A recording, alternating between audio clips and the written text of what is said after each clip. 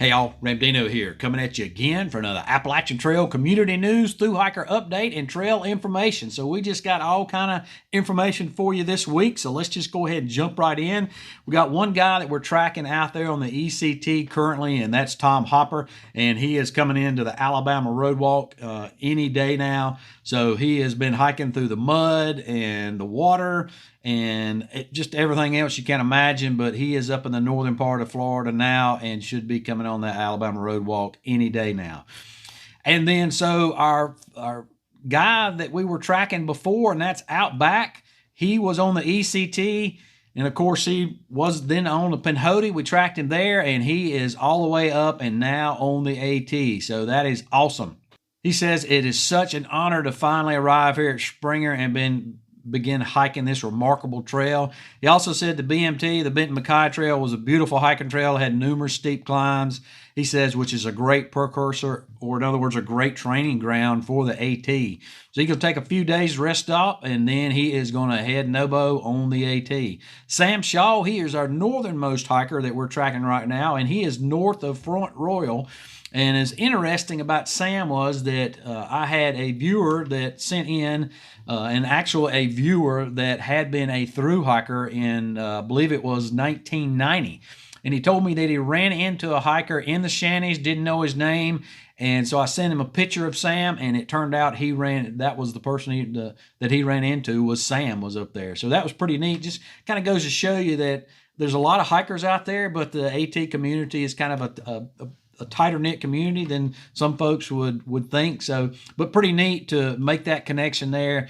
And as a matter of fact, that viewer was Larry Von Moss, and he is going to come on the channel, and we'll be discussing how the AT was back in 1990 when he thru hiked it. Groceries made it to the trail and was last known on the approach. So I'm sure by now Groceries is well on their way to Dix Creek. Nancy, Mako, and 511, they have made it to Franklin and got a chance to do a Zoom interview with them. And of course, in just a couple videos ago, we kind of introduced them to y'all. They were some folks that I hiked on the Foothills Trail with, some really great hikers that I just enjoyed kind of becoming a little tramley there with them. And so been following them along. And so we got to talk to them and show you how their feelings were at Springer right when they were getting ready to go. And so I did that Zoom interview with them, and that'll be coming up here shortly and gives you the opportunity to see how people do after they've been on the trail for about 10 days, I believe it was, when they hit Franklin. Mischief, he's made it to the knock, and he'll be hitting the Smokies in the next few days. Says he is feeling great physically. Mushroom and Pink Hot Dog, they are through the Smokies, and they said they were spectacular. They said there was some ice around the Klingman's Dome, but it was navigable, and they would recommend plenty of time to descend and make sure to have daylight because the forest is getting pretty dark pretty early in there, and there's still a little bit of ice and stuff going on, particularly at those altitudes, so just keep that in mind. They are on their way to Hot Springs, and they say they have definitely got their trail legs, and hiker hunger is starting to creep in. But they are both still having the time of their lives, so that is awesome to hear. John and Tabitha, they are in New York. Bricks and his wife Twinkle, they have arrived at Amicalola Falls, and he said that his pack weighed in at 31.16 pounds, and he was hiker tag number 509.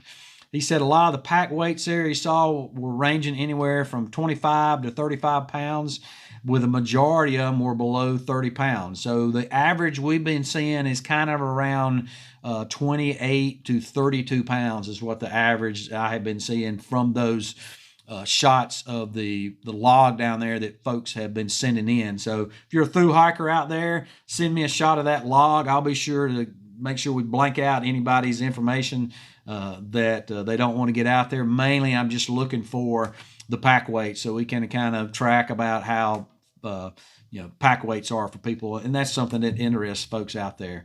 Lazarus, he's reached the state park, and he is taking the approach trail up. Straps and his wife Kim, they've reached the knock, and they should be in the Smokies shortly. Russ Massa, also known as the Herd Hiker, he got his trail name, which is number 2 Pencil. And he arrived in Fontana Village, and he'll be in the Smokies by now. So he did the Foothills Trail with Ultra, who thru hiked the AT last year, and also with Nancy and Mako, who were on that Foothills Trail with me, and who I just mentioned to you about. So he had hiked with them as well, and he just wanted to give a shout out to Ultra because she was amazingly helpful and supportive in helping helping him get ready for his hike. So he says it's been an amazing trip so far. So that's awesome. And I have hiked with Ultra before and greatly enjoyed hiking with her as well. Blaze Dog and Tori, they have made it to Newfound Gap. And Shows Up, who is Blaze Dog's wife, she reports in for them each week. So they're doing the RV version of the Appalachian Trail, which means they're hiking every inch of the trail, but then at trailheads and stuff about every 3 days or so, 3 to 4 days, then they get a resupply from Shows Up. And she's getting to enjoy part of the trail because she will hike in a mile or so to kind of just greet them and then hike back out with them. So I think that's pretty neat. And then they go back to the RV and resupply, get a good shower, maybe a good night's sleep, good meal in them. And so that is working out good with them. And I think that's a great way of doing it. I am considered doing that when I thru hike in about 4 years as well. Rocker Flex and Artisan, they are into New York. Florida Flats has gotten on the trail and had her daughter Nature Girl hike with her up to Springer. And so that was pretty neat. The family got to take a picture there at the arch together. And then Nature Girl came on back down to the park, and Florida Flats is out there hiking the trail. Old Goat, he's made it to the Smokies. Two Beards, they have made it past Trey Mountain, and so they have crossed over the 100 miles. So that is awesome. Congratulations to them. Dandelion, she should be in New York by now. She indicated the hostels as far as the northern Georgia line are getting pretty booked in bad weather. We've talked about that. The trail right now, the bubble is getting so populated out there that during bad weather, there's going to be problems with people finding places at hostels if they want to get off, even places around shelters. She said she hadn't seen any issues with shelter space or camping at shelter space so far. She goes, they're a little busy, but not completely full. And she's talking about the tent space there. Said some of the bear boxes have candy wrappers in them, so it's better to use the cable. So, of course, that whoever's doing that is all wrong to do that because, one, that puts the smell there, and bears will associate that smell with being around those boxes. And even though they can't get in them, they will attempt to get in them, which puts them down at ground level around hikers. So please pack your trash out, folks. She also mentioned that women have at least equaled and sometimes outnumbered the guys on the trail. So she says there's a lot of girl power out here this year. So that's pretty cool. That's kind of unusual, but I'm glad to see that going on. Radioactives and Sparky have made it to Fontana. They should be in the Smokies by now. They spent the night at the Locust Grove Gap, which is a shelter tenting area. And they said something big ran through their tent just after dark. He assumed it was a bear as it made quite a bit of noise as it moved through. He couldn't see what it was. Could have been a coyote, who knows, but have not heard any bear reports so far this year. So that's something that we kind of keep up with the bear reports each year, and we don't have any that we've had so far. They indicate that they're having the best time of their life out here, meeting hikers and experiencing the trail life. It's absolutely fantastic out here. And they're just loving it. So always good to hear that from people. DeBreeze should be through the Smokies by now. He said that at Derek Knobb's shelter, the mouse chewed into his sleeping bag and there was down coming out of it, just like confetti whipping around everywhere in the wind. And the next day he made it into Newfound Gap, and he chose to go down into Cherokee, and he started hiking down, but then a ranger picked him up because the road was closed, and they will close that road through Newfound Gap, which is the only road through the Smokies from one side to the next. They'll close that road not only due to snow, but also due to high winds. So big storm comes through, they're going to close it. So you have to be careful. You got to look at that. Even in summer, they'll close it. And so he wound up, the road was closed, so he needed to get a new sleeping bag, and he chose to go down to Cherokee. And the issue with going to Cherokee is not near as built up with the hiker facilities as the other side of the mountain is, which would be Gatlinburg and Pigeon Forge. So even in Pigeon Forge, there's an REI there. In Cherokee, there's not. And so it's kind of there's just not a lot of stuff there for hikers. And so so if you go there, you're going to wind up in a hotel somewhere, as opposed to there are hostels on the other side in Gatlinburg that you can go to. And it's just more set up. So if you see yourself in Newfound Gap and you're going into town, or you're going to, try to get into town for something, I would encourage you to go into Gatlinburg, just because there's more. Don't have anything against the good folks down in Cherokee, but over in Gatlinburg, there's just more facilities for hikers out there. Aquaman pushed a few bigger days to get through Connecticut and New York. And Aquaman, of course, is our Sobo hiker who started Sobo in 2022. And so he has gotten through Connecticut and into New York to avoid some of the heavier snows. Says he's feeling good. He's got a few more chilly days out there until it warms up a bit. Says his coldest nights these days have been in the mid-teens, which really doesn't bother him, because obviously it was negative degrees when he was up in Maine and New England states.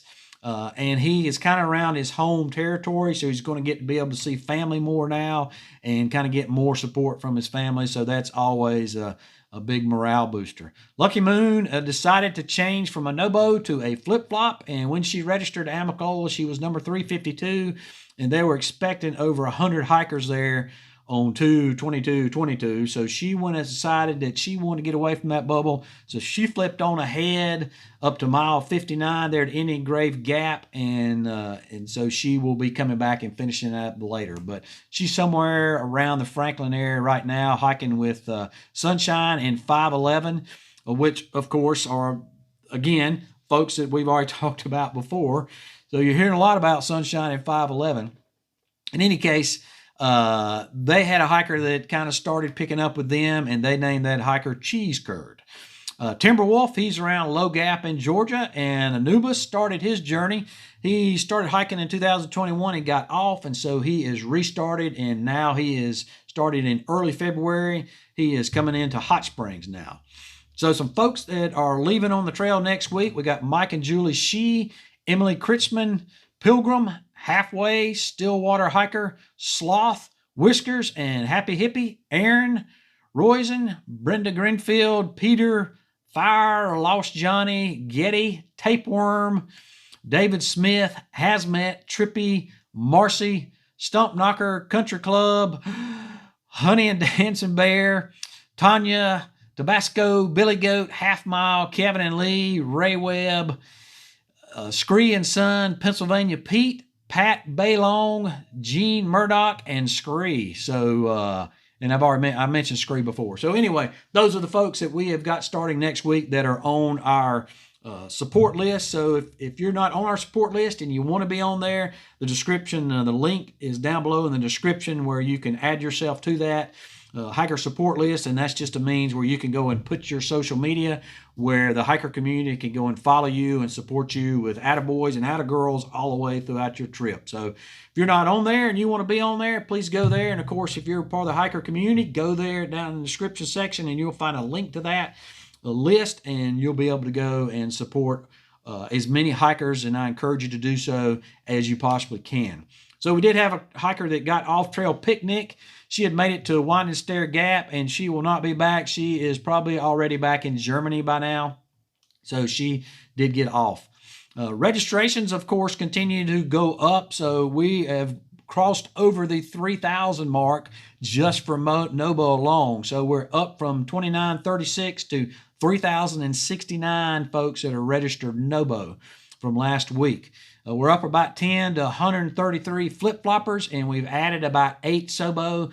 And so that brings our total up somewhere that are registered with the ATC of 3,320 folks that are registered. So last year, on this date last year, we had 2,328 folks that are registered. So we have increased it by about, looking at there, what is that? I can't even do the math. But anyway, that's a lot. That's a lot of folks that we have added. Well, that's 1,000 folks that we've added almost there. So we also had 338 that had signed the logbook down at the state park this time last year.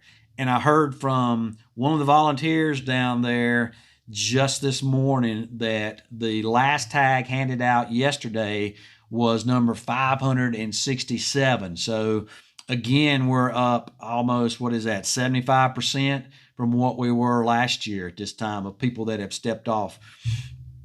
And so we had a surge in hikers over this past week because we went from 14 days that the trail was maxed out, and the ATC sets that carrying capacity at 50. So anytime we exceed more than 50, we've redlined on the trail. So last week we had 14 days where we had reached the maximum capacity as far as registrations go. This week we are up to 20 days of red line on the Appalachian Trail. So that is just incredible. That is a tremendous amount. Probably, I don't think we've ever seen that before. And there's at least 2 more days out there that will probably max out as well. So a lot of folks are out there on the trail right now. Please, if you're a thru hiker out there and you're watching this, somebody get me a picture of that Hog Mountain shelter with the whole group out there. That's just got to be an incredible amount of people that are down there in Georgia at Hog Mountain Shelter. Hog Mountain being typically one of the big places where people go to, one of the big destinations for the first night people get on the trail after Springer. So some trail news out there. You may have heard of Rob Bird from the Bird Cage in the Bird Cage South. So Rob Bird, he is a trail angel. So if you've hiked the trail, you have probably seen him. He's wearing a mohawk and he rides around a van with Casper the Friendly Ghost on it, and he has the words "the AT Friendly Van" on the side. So if you've seen that van, that's the Bird Man. I've seen him at trail days and seen him at various places out there on the trail. Unfortunately, Rob has only been given a few months to live due to brain cancer. So he's having a hard time reading messages, but if you'd like to reach out and spread some positive vibes to him, I would highly encourage you to do so. That number that you can send those texts to, and this number is a public number that was put out on one of the social media, so it is public knowledge, is 413-446-4208, and I'll put that down here below. But they are trying to keep him at the Birdcage South, and it looks like they'll be able to do that. So Rob Bird was somebody who has just been a trail angel and has helped people for many, many years out there. And so it's unfortunate what's occurring to him, but in these last few months, I hope the hiker community will come around and just show him all the love that you can, and just let him know that you're out there. If you pray for him. If you just send good vibes, send him good vibes, whatever it is you can do to keep him and let him know the hiker community is there thinking about him. And Whispers, our northern correspondent up in the New England states, he says that businesses such as hostels are open, and it's been far from usual spring seasonal closures. He says all the backcountry sites are open, and now even the RMC, the Randolph Mountain Club sites are open. So it has been another freeze-thaw winter, but they just had a huge warm-up, and so that means that's going to impact the snow, knock down some of that snow. Of course, there will be some freezing going on and everything because we probably will have some colder weather coming up. But he says for the next week, the lows range from the low 40s into the single digits, so some of that's going to freeze again. And he usually keeps us updated on what's going on there in the White Mountains and with those hostels that are up there and those cabins up there. So, but he will not know that until they open up. Last year, there were some, they indicated they would not be doing work per stay, but toward the end of the year, some of those places did, some of the crews did wind up going against policy and giving out work for stay. So he'll keep us posted on how things are going up there with that. So you may recall last time I indicated that I had not heard back from our ATC rep, Andrew Downs, who contacted me and said that he'd be a resource after, and I asked him some very pointed questions about the MVP of the Mountain Valley Pipeline, and he indicated he would be answering those questions whenever he got back into the office. Hadn't heard back from him. I also had sent him another one about some big changes coming up for the AT. And I didn't get an answer from him. Did get an answer from the ATC officer there. Just too much information to give out. I'm going to do a special video on what I learned from the ATC, and that will be coming out here in the next week or so. So look for that coming out. It will be a doozy, I can guarantee you that. And then some channel news here. for this channel personally, I want to just thank my whole community and everybody that watches this channel. We have hit the 10,000 subscriber mark. So, that's not about me. It's about you guys out there. You have shared this channel and made it what it is. And so I just greatly appreciate that. I'm just the guy that puts this together every week, but you guys are what makes the channel and what makes this hiker community. And so I just thank you for giving the support out there to do that. It's all about the hiker community, all about the thru hikers and just what's going on out there on the trail. So continue to share this channel. Send me your comments. Love your comments, and just send in those likes because they are free. And then, like I said, I got a ton of content that is coming out over the next couple of weeks. So that dialogue with the ATC and some big changes that might be coming to the AT. So just stay tuned for all of that. And looking forward to putting all that together and getting that out there to you. Folks, that's all I got. As always, appreciate you, and we'll see you out there.